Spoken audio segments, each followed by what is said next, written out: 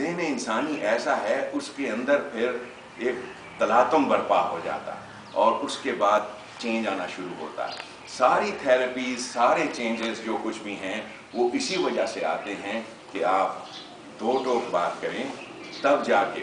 اور لوگ ڈاکٹرز کو پے کرتے ہیں جا کے. نائلہ جو ہیں یہ چائلڈ سائیکیٹرسٹ ہیں، پیرنٹس آتے ہیں ان کے پاس لے کے کہ جی ہمارے بچے کا یہ مسئلہ ہے، مثلا بچہ چوری کرتا ہوا پکڑا گیا،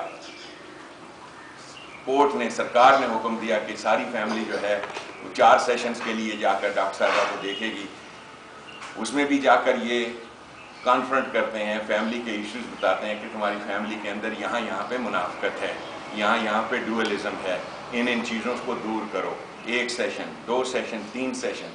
کچھ لوگ اس سے فائدہ اٹھاتے ہیں کوگنیٹو چینج کے لیے. جیسا کہ آج کل لوگ ہمارے سائیکیٹرسٹ جانتے ہیں اور کہتے ہیں کم از کم 25-30 سیشنز چاہیے لگاتار 1 گھنٹے کے، جو 1 سال کے دوران میں ہوتے ہیں، تب جا کر انسان کے اندر وہ چینج آتا ہے.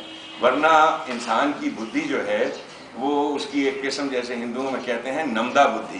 نمدہ وہ ہوتا ہے کہ روئی کے اندر جب تک ایک چیز گئی ہے اس وقت تک تو اس کا اثر ہے، بعد میں جو ہی آپ نے نکالی واپس روئی وہاں کی وہاں واپس آ جاتی. تو ایک بدھی ہوتی ہے بانس بدھی.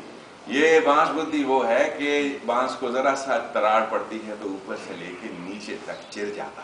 تو یہ چینجز جو ہیں اس انداز سے مختلف انسانوں کو اللہ تعالیٰ نے کسی کو بانس بدھی دی ہے، کسی کو نمدہ بدھی دی ہے.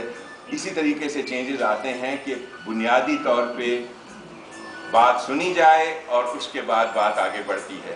آپ، میں، ہم سب کسی چینج میں سے گزریں اور یہ چینج جو ہے انسانی ایوولوشن کا یہی پروسیس ہے.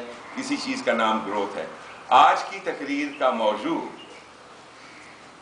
اصل میں 2 ہیں، لیکن میں اختصار کے ساتھ بات کرنا چاہوں گا دونوں کے بارے میں. ایک تو میں چاہتا تھا کہ سن لو پلیز، اس کو turn it of. Thank you. وہ توحید پرستی اور سنت پرستی کے نتائج کیا ہیں، ان دونوں کا فرق کیا ہے اور ان دونوں میں مقابلہ کیا ہے.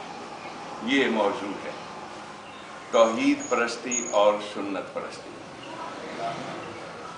ہمارے آج کے دور کی جو جنگ، یہ جو جتنے دھماکے اور جو کچھ بھی آپ دیکھتے ہیں، صرف آج کے دور کی جنگ نہیں، انسانوں کی تمام جنگیں، تمام فائٹس، تمام جھگڑے جو کچھ بھی ہیں، ستیزہ کار ابد سے تا امروز یہی توحید پرستی اور سنت پرستی رہی ہے.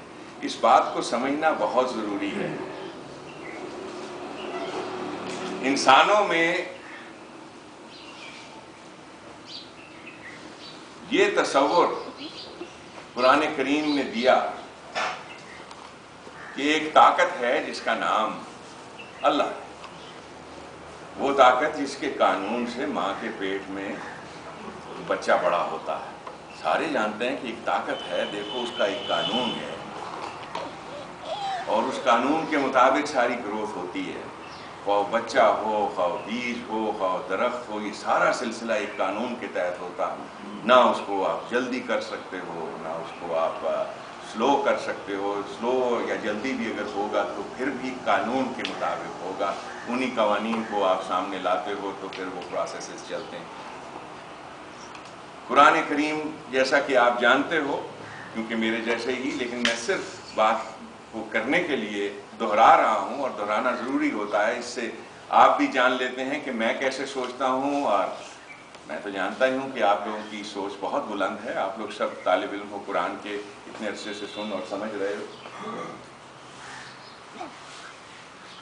نبی اکرم صلی اللہ علیہ وسلم کی ایک حدیث میں نے کہیں پڑھی تھی کہ جس شخص کو سورۃ الاخلاص سمجھ میں آ گئی تو سمجھو کہ اس کو 1/3 قرآن سمجھ میں آ گئی. یہ ایسی بات تھی کہ میں نے اس کے بعد سورۃ الاخلاص پر جب غور کرتا ہوں، میں کہتا ہوں کہ منہ سے نکلے ہوئے جو بھی جملے ہیں وہ خود بتاتے ہیں، وہ جملے خود بتاتے ہیں. ہم تو صرف سوچتے ہیں وہ کون سی محفلیں ہوں گی جن میں وہ جملے ادا ہوئے ہوں گے اور وہ کس انداز سے لوگ ان ہونٹوں کو دیکھتے ہوں گے جب انہوں نے یہ باتیں کہی ہوں گی. सूरत अल-इखलास ये तसव्वुर देना, अब कुरान मजीद जैसा कि आप जानते हैं शुरुआत में वो बड़ी तफासील हैं, उसके बाद 28